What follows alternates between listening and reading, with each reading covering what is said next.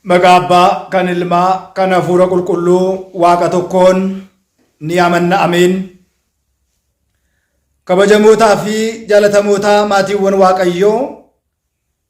Waaqayyoon kan jaalattan Waaqayyo isiniin kan jaalatu hordoftoonni chaanaalii keenyaa hundumti keessan biyya keenya Itoophiyaa fi biyya keenya ala biyyoota garaagaraatti argamtan hundumti keessan akkam jirtu akkam yoo nageessanii guyyaa har'aatiin kan nu ga'e waaqni keenya galannii fi ulfinni teessoo isaa Aariyaam irratti isaatiif haa ta'u.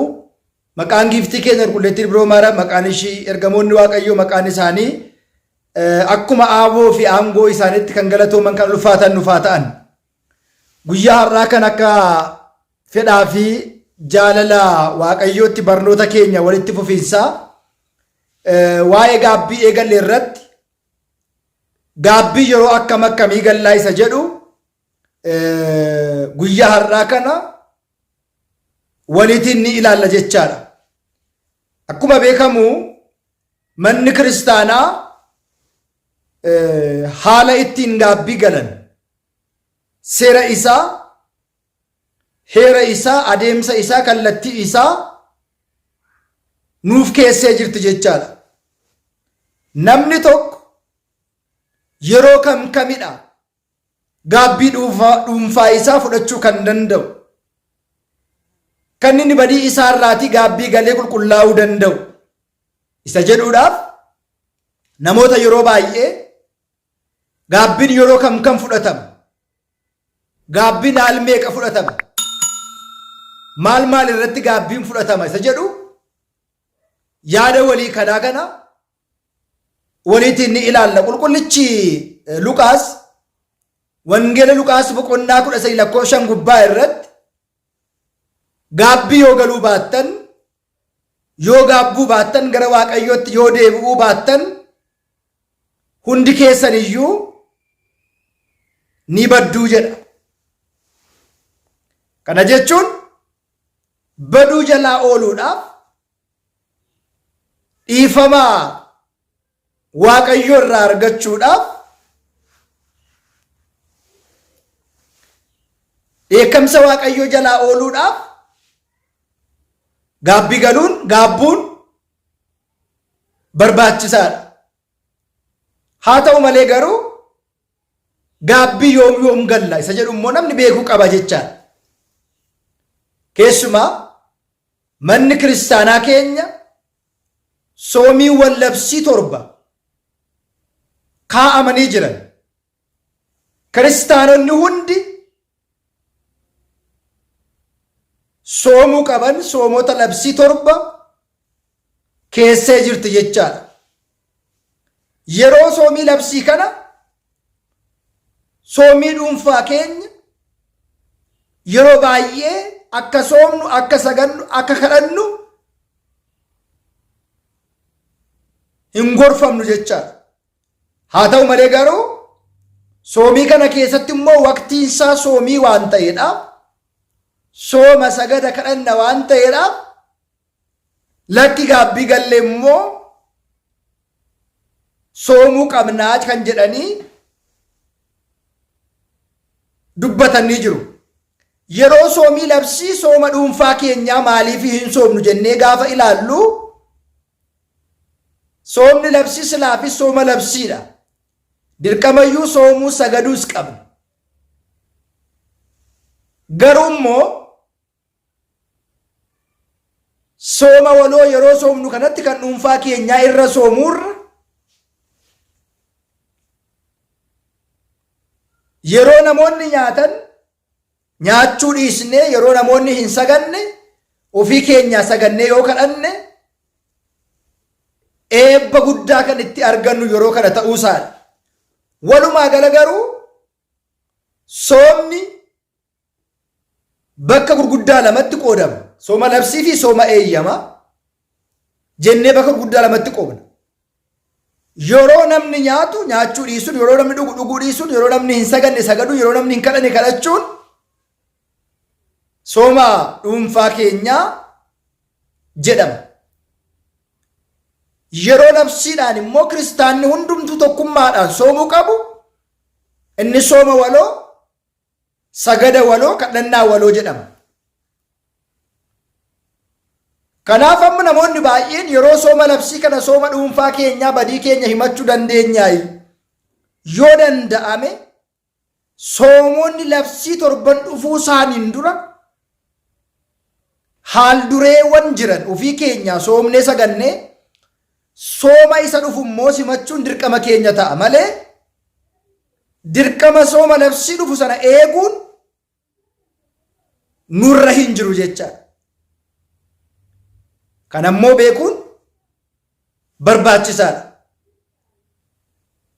Naanna'ee garuu gaabbii yeroo akkamii gallaa isa jedhu yoom galla, yeroo akkamii galla, maalidha immoo gaabbii ka'uu galuudhaaf immoo ka'umsa nuu ta'uu isa danda'u. Isa kanaatiif egaa yeroo kamidha kan soomuu qabnu, yeroo kamidha kan sagaduu qabnu isa jedhu gaafa ilaallu soomaatiif sagadaatiif waqtii kennuun yeroo laachuun tasuma hin barbaachisu. Gaabbii galuudhaaf yeroon kennamuu hin qabu. Yeroon itti laatamuu hin qabu. Soomuu qabna, sagaduu qabna, kadhachuu qabna. Maaliif yeroon isa kennamuuf waan hin taaneedhaaf. Yeroo keessi keenya shakkee yakki wayii, badiin wayii, balleessaan wayii nutti dhaga'amu battalumaatiin gara abbaa gaabbii keenya dhaqnee abbaa koo qannoo nanaa kennaa waan akkasii balleesseera. Jala jalaatii ta'uu qaba, kuufamuu hin qabu. Akkuma nama midhaan tuullee mataa keenyaa ol gaafa ta'u namni xuriin qaama isaa yeroo itti dhaga'amu, qaamni isaa yeroo inni itti xuraa'u waan beekamuudhaaf, xurii biyya lafaa waan itti beekamuuf dhaga'amuudhaaf yeroo kana maal godha? Shaaworii gala. Jireenyi inni gaabbii kunis isuma kanadha. Waan jiraachaa jirru, waan raawwachaa jirru, waan gochaa jirru waan nutti beekamuudhaaf yeroo ba'aan keenya, cubbuun keenya nutti ulfaachaa, nutti baay'achaa dhufu irraa salphisu, irraa xinneessu, irraa hir'isu malee walirratti kuusnee kuullee tulluu gaafa ga'u tulluu kana diiguun baay'ee ulfaata. Jala har'a yoo gaabbii gallee jalaa hir'isaa, bor immoo badii keenya beekaa, jalaa amanaa, jalaa hir'isaa, jalaa amanaa, jalaa hir'isaa. Namoonni tokko gaabbii galuu kan qabnu gaafa dulloomne, cubbuu hojjechuu dhiisne. Umuriin gaabbiitti galu yeroo dullumaa, yeroo jaarsummaa yookaan immoo jaartii ta'anii jaarsa ta'an dhumarra ta'uu qaba jedhaniitu kaa'u. As gidduutti waamamuun waan jiruudhaaf jalaa oomishaa, jalaa qulleessaa yoo ta'e malee ba'aan baay'atee badiinsaaf, kufaatiidhaaf, gufuudhaaf, milkaa'ina dhabuudhaaf, eebba dhabuudhaaf waan kanaatiif nu qaqqabse jecha. Tuullaa guddaa riqichaan akkuma baanu, ceesisaan akkuma yaabbannu, badiin baay'ates tuulamee rakkoo baay'ee fidee dhufa. Eebba dhabuu, nagaa dhabuu, jaalala dhabuu, tasgabbii keessaa dhabuu, boqonnaa keessaa dhabuu. Kun egaa baay'inni cubbuu hirriba nama dhowwa, boqonnaa nama dhowwa. Keessa ofii jeequmsaan guuta jecha. Keessi keenya jeequmsaan akka hin guuta. Keessi keenya akka hin xuroofnedha. Yerootti akkuma qaama keenya, fuula keenya ganama kaanee harka keenya, luka keenya dhiqannu, qaama keenya akkuma dhiqannu qulqulleessaa,